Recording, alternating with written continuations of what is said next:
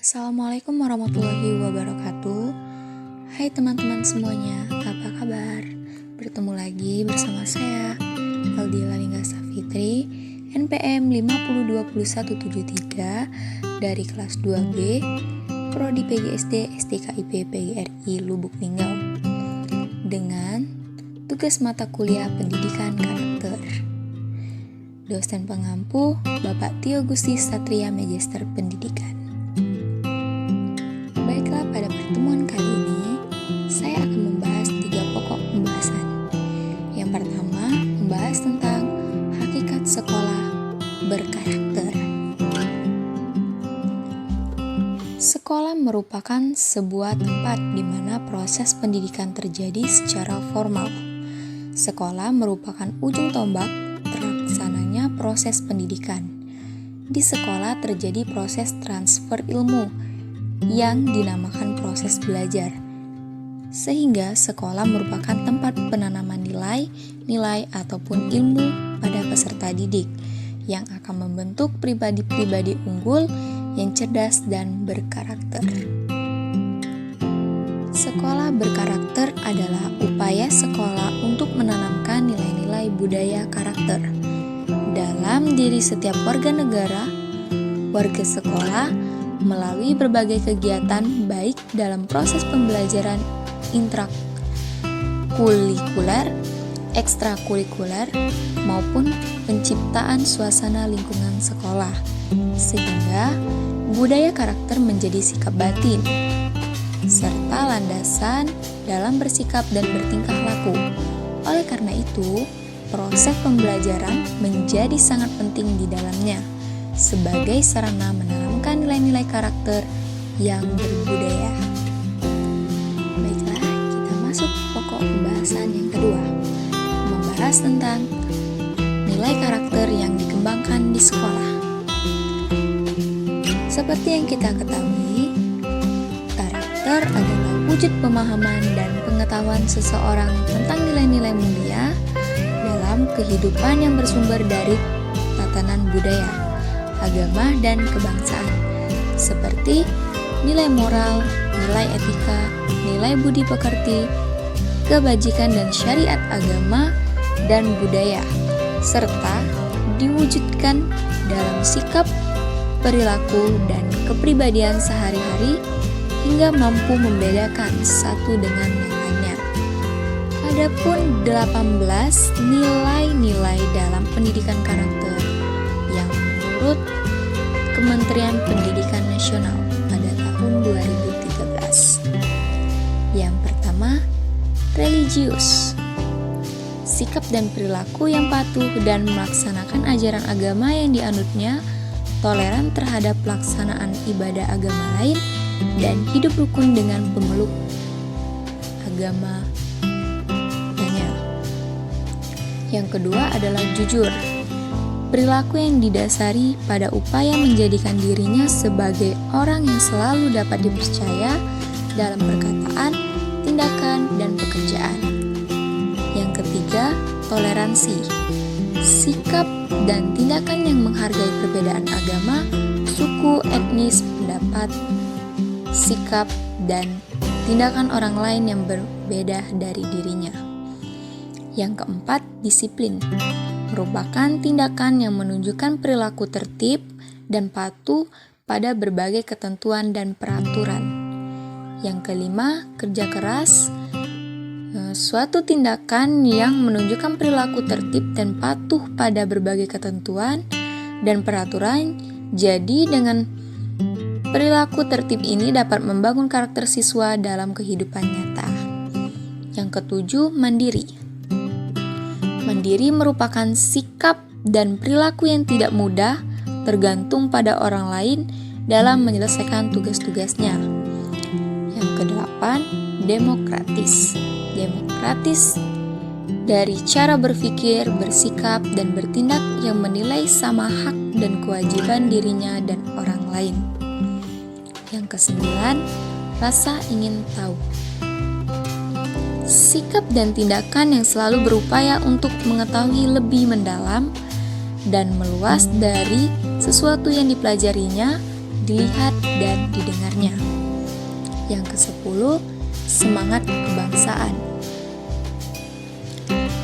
Bersemangat dalam cara berpikir, bertindak, dan berwawasan yang menempatkan kepentingan bangsa dan negara di atas kepentingan dirinya dan kelompoknya. Yang ke-11, cinta tanah air. Dari cara berpikir, bertindak, dan berwawasan yang menempatkan kepentingan bangsa dan negara di kepentingan diri dan kelompoknya. Yang ke-12, menghargai prestasi. Sikap dan tindakan yang mendorong dirinya untuk menghasilkan sesuatu yang berguna bagi masyarakat dan mengakui serta menghormati keberhasilan orang lain. 13. Bersahabat. Sikap dan tindakan yang mendorong dirinya untuk menghasilkan sesuatu yang berguna bagi masyarakat, saling menghormati keberhasilan orang lain. 14. Cinta damai. Sama halnya dengan bersahabat dan menghargai prestasi. 15. Gemar membaca. Merupakan suatu kebiasaan menyediakan waktu untuk membaca bagi bacaan yang memberikan kebaikan bagi dirinya. 16. Peduli lingkungan. Sikap dan tindakan yang selalu berupaya mencegah kerusakan pada lingkungan alam di sekitarnya dan mengembangkan upaya-upaya untuk memperbaiki. Hal ini sangatlah penting, mengingat bahwa siswa seringkali berinteraksi dengan masyarakat sekitar. 17. Peduli sosial. Sikap dan tindakan yang selalu ingin memberi bantuan orang lain dan masyarakat yang membutuhkan. Yang ke-18 atau yang terakhir adalah tanggung jawab. Merupakan suatu sikap dan perilaku seseorang untuk melaksanakan tugas dan kewajibannya yang seharusnya dia lakukan terhadap dirinya sendiri, masyarakat, lingkungan, alam sosial dan budaya, negara, dan Tuhan Yang Maha Esa. 18 ini karakter di atas dapat menjadi fokus bagi guru untuk menanamkan nilai-nilai karakter pada setiap mata pelajaran yang ada di sekolah. Setiap nilai-nilai karakter yang akan ditanamkan kepada siswa ada indikasi-indikasi yang harus diperhatikan. Seperti contoh sikap peduli sosial, indikasinya siswa dengan kesadaran diri sendiri membantu temannya ketika mengalami permasalahan. Baiklah, kita masuk poin yang terakhir. Yang ketiga, membahas tentang membangun budaya moral di sekolah. Ada 6 elemen budaya moral di sekolah. Yang pertama adalah kepemimpinan kepala sekolah. Caranya menyatakan visi sekolah, memperkenalkan tujuan dan strategi dari program nilai-nilai moral positif kepada seluruh staf sekolahan, merekrut partisipasi dan dukungan orang tua, memberikan teladan nilai-nilai sekolah melalui interaksi dengan staf, murid, dan orang tua. Yang kedua, disiplin sekolah dengan cara mengidentifikasikan dengan jelas aturan sekolah dan secara konsisten serta adil mendorong sekolah. Yang kedua, mengatasi masalah disiplin dengan cara mendorong, menumbuhkan, dan mengembangkan moral siswa.